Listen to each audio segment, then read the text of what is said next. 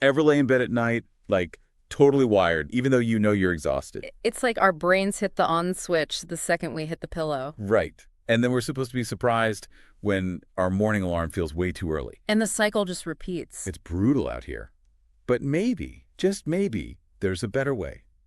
So today, we are diving deep into mindful evening routines because honestly, who couldn't use a little more zen in their life, right? Especially when we're talking about sleep. There's a ton of research on this. But what we found fascinating is how much our pre-sleep habits, even the subtle ones, can impact our sleep quality and how we feel the next day. And to guide us through this, we've got a treasure trove of research and expert advice, all about creating an evening routine that doesn't feel like a chore, but actually helps us unwind. Because who wants one more thing to add to the to-do list, right? Okay, so first up, one of the most common tips we saw: ditch the devices, unplug, and unwind. But, is it really that big of a deal if I'm scrolling through cat memes right before I close my eyes? Well, here's the thing, and it's kind of wild when you think about it. That blue light that's coming from your phone, your tablet, even your computer screen, it's messing with your sleep in a big way. Okay, tell me more. How so? So, there's this hormone, melatonin, right? It's basically the sleep superhero of our bodies. Right, melatonin, got it. And it's not just about feeling sleepy. Melatonin does a ton of other good stuff for us, too. It's a powerful antioxidant, and it plays a huge role in keeping our internal clock, what scientists call our circadian rhythm, running smoothly. Okay, so the circadian rhythm, it's like our body's natural sleep-wake cycle. Exactly. And when we expose ourselves to blue light, especially in those late night hours, it's like hitting the brakes on our melatonin production. It's like our brain thinks it's still daytime, which throws everything out of whack. So even if I'm one of those people who can fall asleep with the TV on, I'm still messing with my sleep in the long run. You got it. Disrupting our melatonin production has a domino effect on everything, from our hormone balance to how well we function cognitively. Wow, okay, so no more scrolling into the wee hours for me. I'm putting that phone down. All right, next tip: gratitude. I have to admit, this one always sounded a bit Hallmark movie-ish to me, but is there actual science to back it up? Oh, yeah, big time.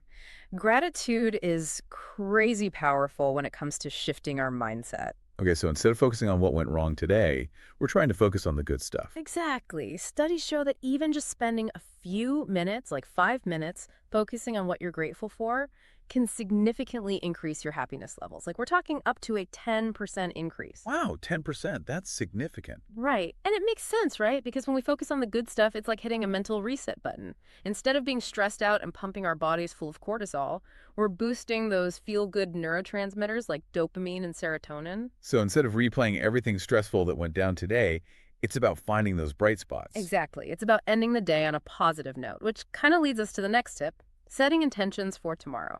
I like this one. Because who hasn't laid in bed, stressing about that to-do list that feels miles long?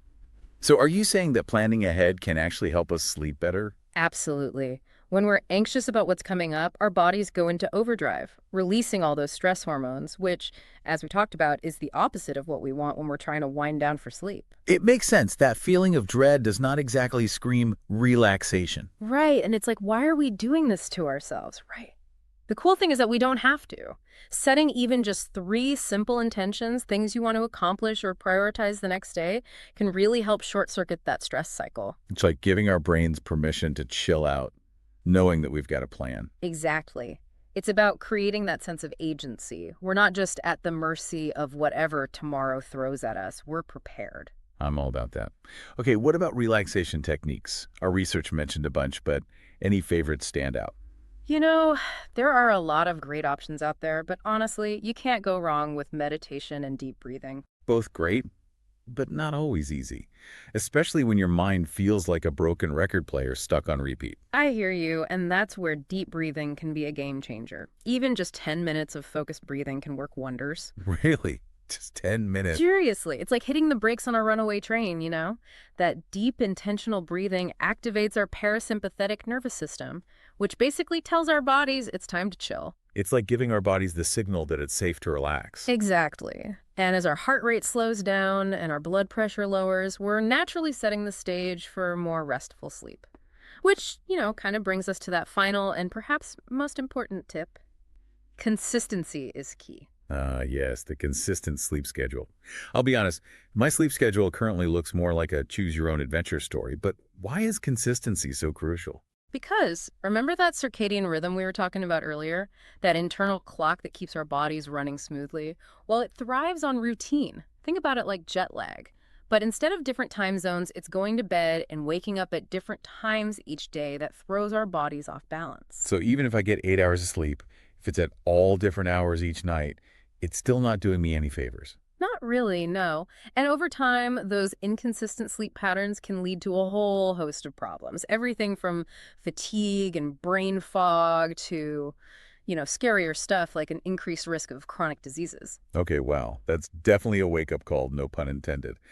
So what I'm hearing is that creating a mindful evening routine isn't about adding more tasks to our already overflowing plates, but rather about being intentional with how we choose to wind down. Exactly. Even if you just start with one small tweak, like setting a no phone rule for yourself an hour before bed, that can make a world of difference. It's about those little changes adding up over time. Absolutely. And as you reflect on your own evening routine, think about this. Imagine waking up tomorrow feeling truly refreshed and energized, ready to take on whatever the day throws at you. What would your ideal evening look like to make that vision a reality? What would it take to make that happen? I love that. Thanks for being with us today. Let's all try and get a little more mindful tonight. Absolutely. Sleep well, everyone.